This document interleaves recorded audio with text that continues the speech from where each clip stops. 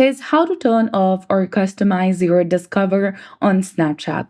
So, first, go ahead and launch your Snapchat application on your mobile device and log into your specific account.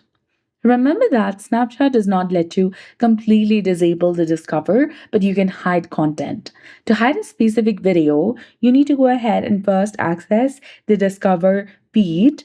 Tap on the three dots in the bottom right corner of your screen, and there you'll get the option of not interested. Go ahead and select it. You also need to wait a moment and you'll see Discover feed change with the new content. Another way is through your settings. So go ahead, tap on your profile picture icon in the top left corner of your screen. And then after, go ahead and select settings in the top right. And here you need to scroll all the way down, and there you'll get the section of account actions.